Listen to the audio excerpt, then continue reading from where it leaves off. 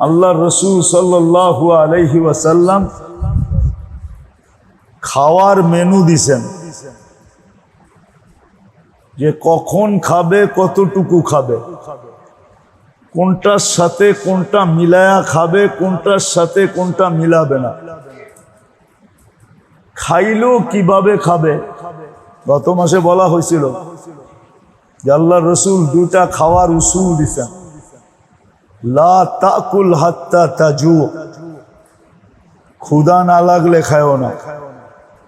চাই খাওয়া যত ভালোই হোক, যত উন্নতই হোক, যত মজারই হোক, যত স্বাদেরই হোক, ক্ষুধা না লাগলে খায়ও না। লা তাকুল হাত্তা তাজু, ক্ষুধা না লাগলে খায়ও না। আবার ক্ষুধাও হালকা ক্ষুধা না, কঠিন ক্ষুধা না লাগলে খায়ও না। তাজু জু বলা হয় খুব ক্ষুধা লাগা, না লাগলে খায়ও না। আবার বলছেন ইদা আকালতা ফালা তাশবা, আর যখন খাইলা তখন পেট ভরা খায়ও না। তিন ভাগে ভাগ করতে বলছেন, এক ভাগ পানি দিয়া, এক ভাগ খাওয়া দিয়া, এক ভাগ খালি রাখো। তো ওই যুগের সবচেয়ে বড় হেকিম যে ছিল, সে বলছে মা তারা কালি ফি তিব্বি শাইআ, আমার ডাক্তারি করার লেগা কিছু রাখা যায় না। মা তারা কালি ফি তিব্বি শাইআ, আমার ডাক্তারি করার জন্য কিচ্ছু রেখা যায় না। তো শারীরিক অসুখের রোগ, এটার জন্য যেরকম পেট, এটা হলো স্থল, এটা হলো জায়গা, ঠিক না, স্থান। এইখান থেকেই সমস্ত রোগ উৎপত্তি হয়। ঠিক আধ্যাত্মিক রোগের সবচেয়ে বড় স্থান হলো কলব।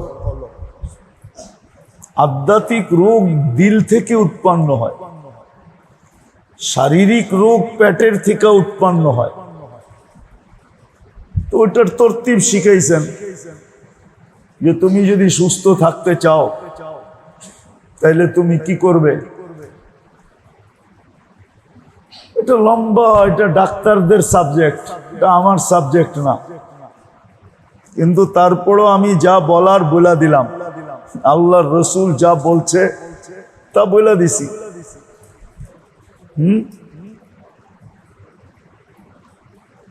এই জন্য কেউ খুব সুন্দর লেখছে, সুস্থতার ব্যাধ যদি তালাশ করতে চাও, যে সুস্থতার ব্যাধ কি, কিভাবে সুস্থ থাকা যায়, কিভাবে সুস্থ থাকা যায়, তো এইটারে কন্ট্রোল করো। কি স্বাদ কোন জায়গায় লাগে, কোন জায়গায় লাগে, এটারে কন্ট্রোল করো। এটার ভিতরে সুস্থতার রাজ লুকানো আছে। কি কন,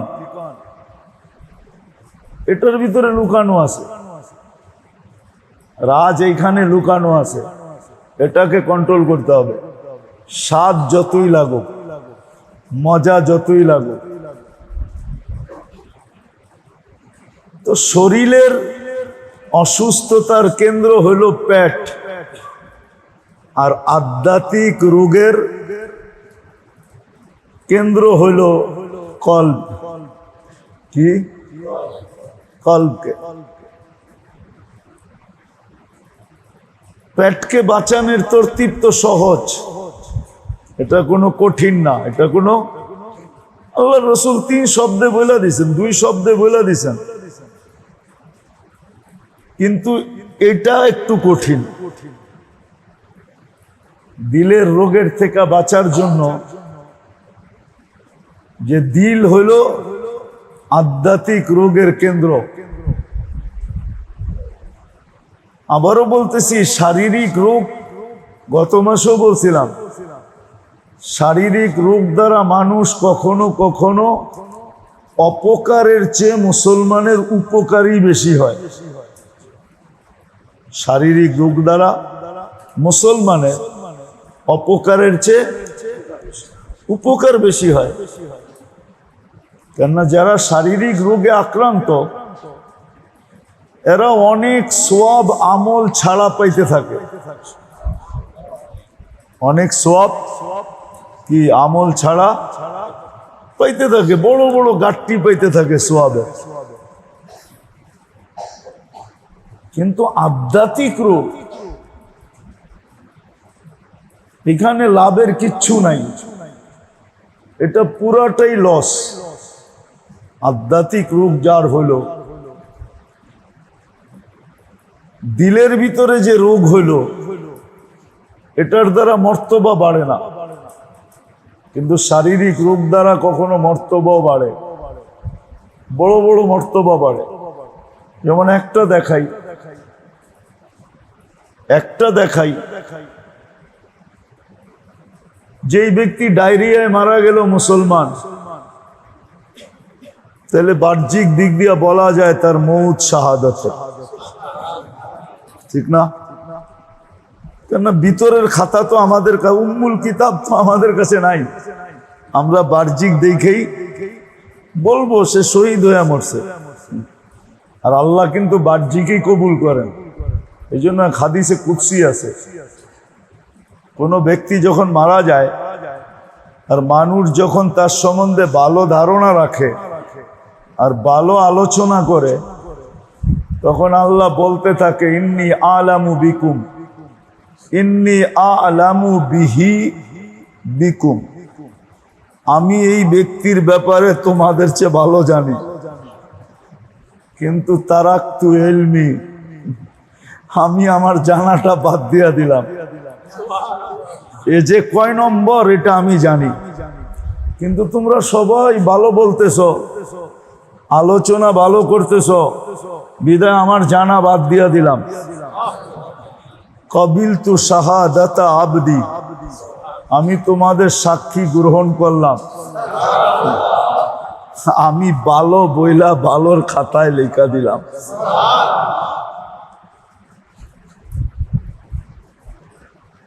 তো যেটা আবার বলতেছি ভালো মতে শুনতে হবে, ধ্যান দিয়া। শারীরিক রোগের উৎপত্তি স্থল হইল পেট,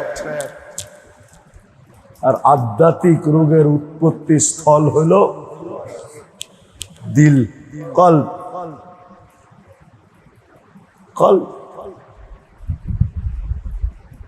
শারীরিক রোগ থেকে বাঁচার জন্য যেরকম আল্লাহ রসুল সাল্লাল্লাহু আলাইহি ওয়াসাল্লামের পক্ষ থেকে মৌলিক বলে দিছেন, তারপরে ওটার বিশ্লেষণ হয়েছে, ফুকাহারা মুহাদ্দিসিনরা ওটাকে বিশ্লেষণ করতে করতে করতে অনেক দূর পর্যন্ত নিয়ে গেছেন।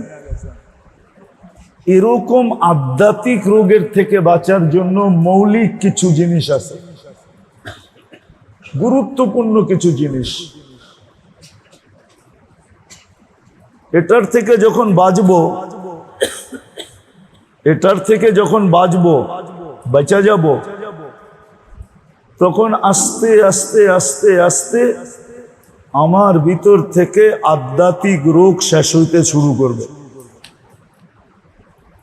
আধ্যাত্মিক রোগ শেষ হয়ে যাবে যদি মৌলিক জিনিসগুলোর থেকে, গুরুত্বপূর্ণ জিনিস থেকে বাঁচতে পারি,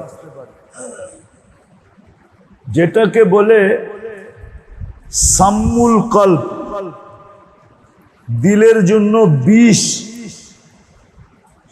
দিলের জন্য সিন কিন্তু সানা, দিলের জন্য বিষ। এটার থেকে যদি বাঁচতে পারি মৌলিকভাবে, তাহলে দেখা যাবে দিলের রোগ থেকে আস্তে আস্তে বেঁচে যাব। দিল রোগ মুক্ত হবে, আর দিল যখন রোগ মুক্ত হবে, যেই বয়সেরই হোক, বুড়া হোক, জওয়ান হোক, নারী হোক, পুরুষ হোক, যে দিলের রোগের থেকে মুক্ত, দিলের রোগ থেকে মুক্ত হয়ে গেল। আসলে সেই হলো ফেরেশতা গুণী মানুষ। ফেরেশতা গুণী মানুষকে মানুষ দেখা মাঝে মাঝে বলে না, লোকটা ফেরেশতার মতো, লোকটা, তখনই ফেরেশতা গুণী মানুষ হয়। ফেরেশতাদের মতো গুণী মানুষ তখনই দেখা যায় যে পুত পবিত্র মানুষ হয়। তখনই আসলে ওই মানুষ হয় যেই মানুষের প্রশংসা আল্লাহ নিজে করছেন। দুনিয়াতে আছে কিছু লোকের প্রশংসা আল্লাহ নিজে করছেন, কিছু শ্রেণীর মানুষের প্রশংসা আল্লাহ নিজে করছেন। যেমন সাহাবাদের প্রশংসা করছেন আল্লাহ। সাহাবাদের কি করছেন? প্রশংসা করছেন। এক জায়গায় না, দুই জায়গায় না, একাধিক জায়গায় প্রশংসা করছেন। যেটাকে এটাও বলা যায় যে কোরআনে 1500 জায়গায় আল্লাহ সাহাবাদের প্রশংসা করছেন। কত জায়গায়? কোথাও ডাইরেক্ট, কোথাও ইনডাইরেক্ট, কোথাও সরাসরি, কোথাও ইঙ্গিতের মাধ্যমে, এরকম 1500 জায়গায় আল্লাহ সাহাবাদের প্রশংসা করছেন। আল্লাহ মডেল বানাইছেন এদেরকে। শুধু মডেল বানান নাই, দুনিয়াতে এখনো কিছু লোক আছে যাদেরকে দেখলে মানুষ হেদায়েত পায়। এখনো দুনিয়াতে কিছু লোক আছে যাদের কাছে বসলে, যাদের সাথে চললে, যাদের সাথে উঠা বসা করলে, সম্পর্ক জুড়লে মানুষ হেদায়েত পায়, সঠিক রাস্তা পায়। এরকম লোক দুনিয়াতে এখনো আছে যাদেরকে হেদায়েতের চেরাগ বলে। এরা হেদায়েতের চেরাগ হয়ে যায়। ওই মানুষ বানায় দেয় যখন আত্মার রোগের থেকে কি করে বাঁচা যায়। আর আত্মার মৌলিক রোগ হলো, মৌলিক বিষ হলো 4টা। কয়টা? 4টা মৌলিক বিষ। এই 4টার ভিতরেই বাকিগুলা ঢুকানো। 4টার ভিতরেই, যদিও কিতাবে আছে, যদিও কিতাবে আছে আখলাক, এটা কিন্তু একটা শব্দ। আখলাক, আখলাক কিন্তু একটা শব্দ। আখলাক একটা শব্দ না, ঈমান একটা শব্দ, কিন্তু এটা শাখা প্রশাখা 70-এর অধিক। বিদউ ওয়া সাবউনা শুবা। ঠিক আখলাক একটা শব্দ, কিন্তু এটা শাখা প্রশাখা হলো 360টা। এক শব্দের ভিতরে ঢুকানো আছে কয়টা? 360টা ঢুকানো আছে এক শব্দের ভিতরে, পুরা 360টা। এক শব্দের ভিতরে আল্লাহ এক শব্দের ভিতরে ঢুকায়া দিছেন। ঠিক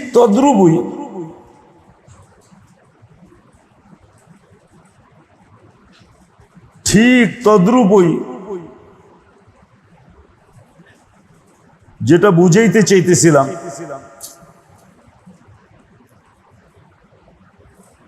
ঠিক তদ্রুপই এরকম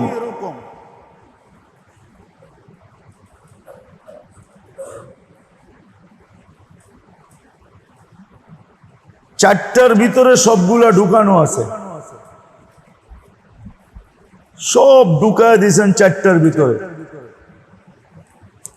মৌলিক হলো 4টা। আজকাল আমাদের সমাজে এটাই সবচেয়ে বেশি দেখা যায়। প্রথম নাম্বার হলো ফুজুলুল কালাম। ফুজুলুল অনার্থক কথা বলা। এই জন্য হাদিসে নিষেধ আছে, কুল খায়রান ইল্লা লিয়াসমুত, কুল খায়রান ইল্লা লিয়াসমুত। মশহুর হাদিস, সহিহ হাদিস। ভালো বলতে পারলে বলো, নাইলে চুপ থাকো। আবার বলে দিছেন মান সামাতা নাজা, যে যত চুপ থাকবে তার বাঁচার আশঙ্কা তত বেশি, সে তত বেশি বেঁচে যাবে। তো মৌলিক যেটা আমি বলতেছিলাম যে কলবের যে মৌলিক রূপ, এটা হলো প্রথম হলো ফুজুলুল কালাম, অনার্থক কথা বলা। আজকে আমাদের সমাজে এটা বাঁচা বড় দুষ্কর, ঠিক না? বাঁচা কিরকম সহজ? হ্যাঁ, এই জন্য আরেক হাদিসে আছে কুল্লু কালাম ইবনা আদম আলাইহি লা লাহু ইল্লা সালাত, প্রত্যেক কথা তোমার বিরুদ্ধে যাবে, শুধু 3 ধরনের কথা তোমার পক্ষে যাবে, আর সব বিরুদ্ধে। যদি আল্লাহ ধরে তাহলে প্রত্যেকটা বিরুদ্ধে চলে যাবে। বড় ধ্যান দিয়া শুনি, কিন্তু জীবনটার মূল্য দিতে তো শিখি নাই, কেননা মূল্য জানিও নাই, দিতে শিখমু করতে গা, রাগ হয় না। কিন্তু আমরা কিন্তু এই জীবনটার মূল্য দিতে শিখি নাই, মূল্য জানি না এই জীবনটার মূল্য কত। এক শব্দে আপনাকে বুঝাইলে বুঝানো যায়, এই জীবনটার বিনিময়েই কিন্তু সারা জীবনের জন্য জান্নাত দিবে, জান্নাত রেডি, জান্নাত দিবে রেডি। শুধু রেডি জান্নাত না, যখন যা চাবে তা পাবে। মা তাস্তাহি, মনে যত ইচ্ছা আসবে, সব চাহিদা আসবে, যেটাকে চাহাত বলে উর্দুতে, সমস্ত চাহাত পুরা করবে আল্লাহ। চাই সেই চাহাত ছোট হোক, চাই সেই চাহাত বড় হোক, যত বড় হোক, যত বড়, আল্লাহ সমস্ত চাহাত পুরা করবে। মা তাস্তাহি আনফুসুকুম, যত চাহাত আছে সব পুরা করবে। এবং একদিন পুরা করবে না, সারা জীবন পুরা করবে, সারা জীবন পুরা করবে। যত চাহাত। দ্বিতীয় হলো যত চাওয়া, যা চাবে তা মিলবে। চাহাতও পুরা হবে, আবার চাওয়াও পুরা, চাহিদাও পুরা হবে, আবার চাওয়াও পুরা হবে। ওই জান্নাত কিন্তু এই জীবনটার বিনিময়ে দিবে, এই ছোট একটা জীবনের বিনিময়ে দিবে। 2000-4000 স্কোয়ার ফিটের একটা ফ্ল্যাট না, হ্যাঁ, যে 4000 স্কোয়ার ফিটের ফ্ল্যাট, 20 একর 30 একরের একটা বাড়ি না, এই দুনিয়ার থেকে 10 গুণ বড় বাড়ি। শুধু বাড়ি দিবে না, বাগান বাড়ি দিবে। বাগান বাড়ি বোঝেন? একটা হলো বাড়ি, আর একটা হলো কি বাগান। মনে হয় বোঝেন না, বুঝছেন? বাগান বাড়ি বোঝেন? হ্যাঁ, সব সহ দিবে, বাড়িও দিবে, বাগান বাড়িও দিবে। ওটা এই জীবনটার বিনিময়ে দিবে, 60-70 বছর জীবনের বিনিময়। 60-70 বছর কেন, কয়েক মিনিটের জীবনের বিনিময় দিবে। আমি হাদিস থেকে উদাহরণ দিই। যুদ্ধের ময়দানে মুসলমান হয়েছে, তুমুল লড়াই চলতেছে, ওই মুহূর্তে আল্লাহ রসুলের কাছে মুসলমান হয়েছে। কিতাবুল মাগাজিতে আছে, বুখারীতে। মুসলমান ভাইয়া বলছে আমার কি কাজ? তোমার কি কাজ? জাপায়া পড়া কাজ ছাড়া আর কোনো কাজ এই মুহূর্তে নাই। শত্রুদের উপরে ইসলামের পক্ষে জাপায়া পড়া ছাড়া এই মুহূর্তে কোনো কাজ নাই। বাস লাল পট্টি মাথায় বাঁধছে আর জাপায়া পড়ছে।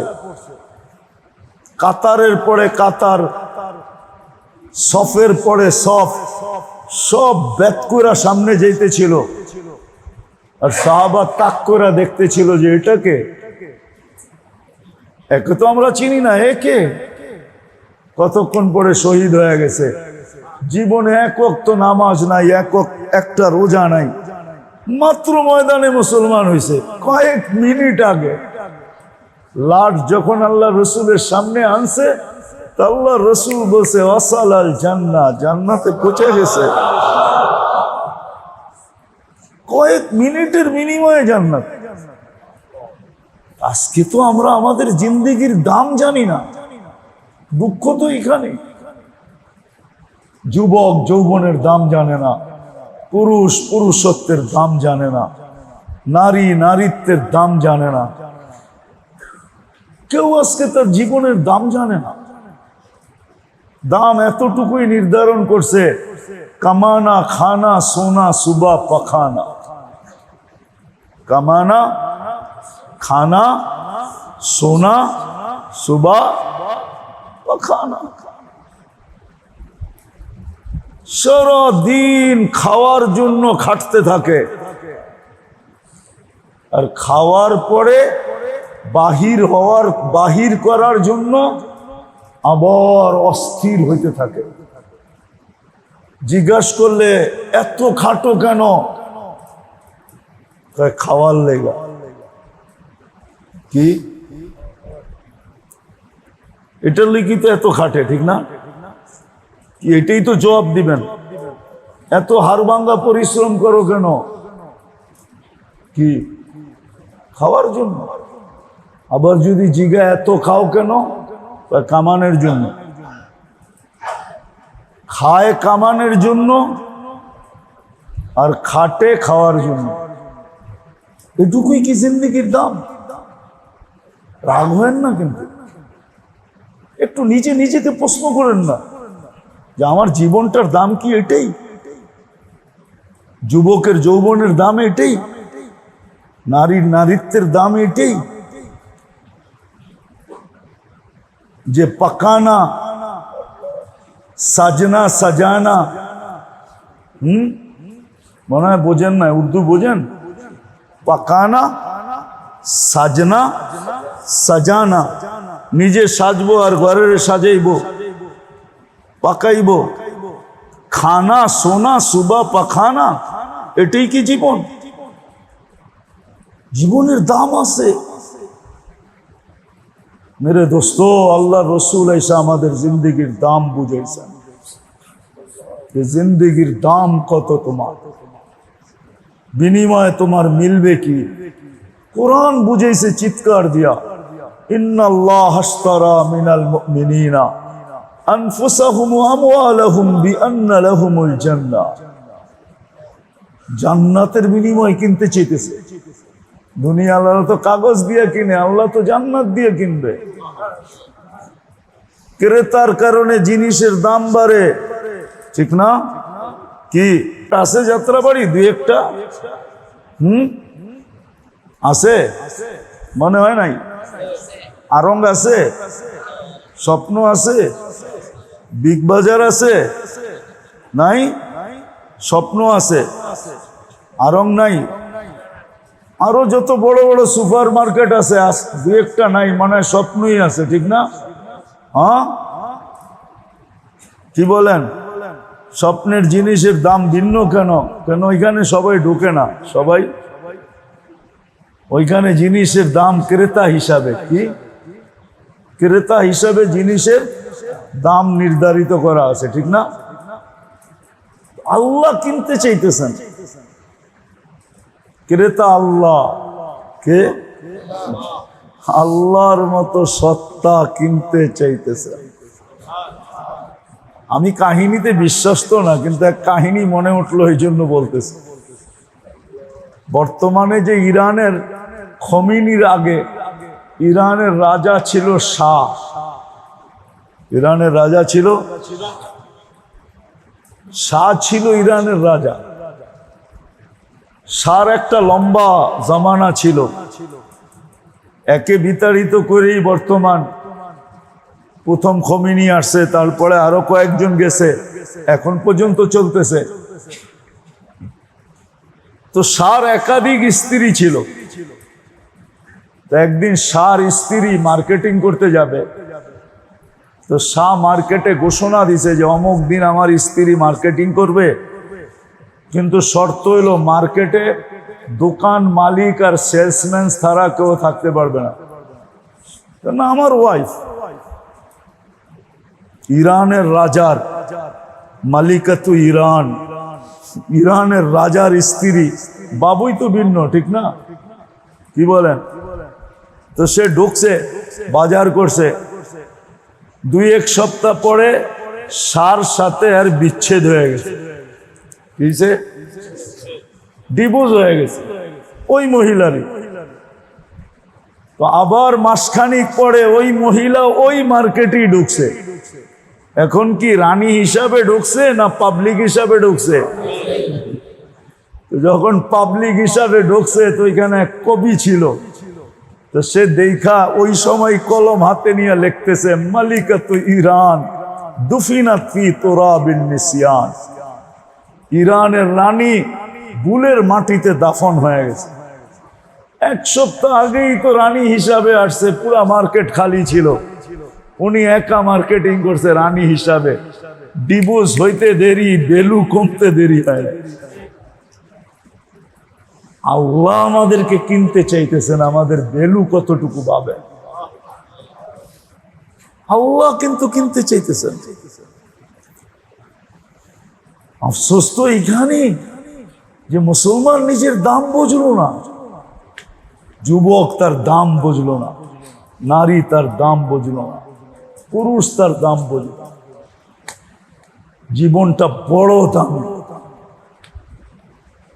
এই জন্যই দেহের চিকিৎসার চেয়ে আত্মার চিকিৎসা বেশি করা উচিত ছিল, যেন আত্মা যেন কলুষিত না হয়।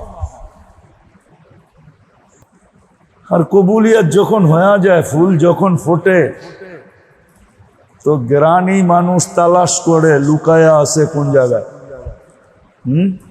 মনে হয় বুঝাইতে পারি নাই।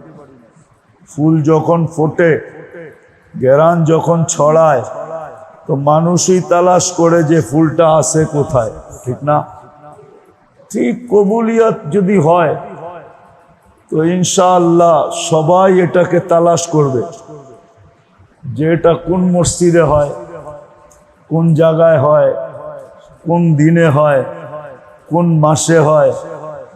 তো মানুষ তালাশ করতে থাকবে। পরে দেখবেন এক সময় বিরক্ত হয়ে যাবেন যে এত লোক জায়গা কই দিন। কবুলিয়াত জরুরি। এই জন্য আবারও বলতেছি, সবাই মনে মনে কবুলিয়াতের জন্য দোয়া করেন।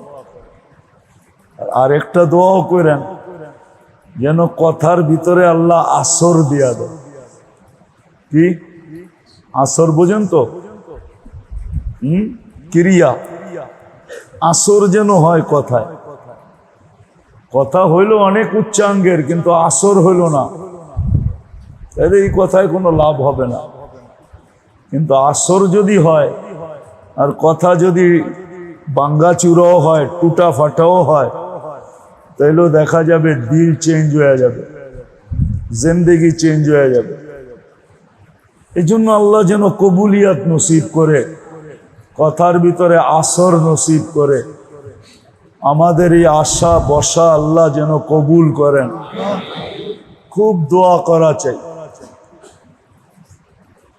তো গত মাসে যেটা বুঝাইতেছিলাম, ওইখান থেকে শুরু হোক যে মানুষের দেহের জন্য রোগের মেইন কেন্দ্র হইল তার পেট, স্টোমাক, ঠিক না? এইখান থেকে শরীরের সমস্ত রোগ ছড়াইতে থাকে। এইখান থেকেই সমস্ত রোগ শরীরে ছড়াইতে থাকে। আচ্ছা বলেন, উদাহরণস্বরূপ চর্বি এটা যায় কোথায়? চর্বি যখন মানুষ খায়, ফ্যাট, ঠিক না? এটা যখন মানুষ খায় এটা তো পেটে যায়, ঠিক না? পেট কোথায়, হার্ট কোথায়? অনেক দূরত্ব না? হার্ট তো এইখানে, পেট তো এইখানে, ঠিক না? কি বলেন? পেট তো এরকম খোলা কোনো জিনিস না, এটা তো একটা প্যাকেট করা জিনিস, ঠিক না? স্টোমাক একটা প্যাকেটিং না, একটা প্যাকেট করা জিনিস। তাহলে চর্বি হাড়ে যায় এফেক্ট করে কি করা? কিন্তু করে, এটাই সত্য, ঠিক না? এই জন্যই তো বলে যে চর্বি খায়েন না, আপনার হার্টের সমস্যা হবে। তো দেহের জন্য যেরকম রোগের গোডাউন হলো পেট, এই জন্যই মনে হয় বলছিলাম গত মাসে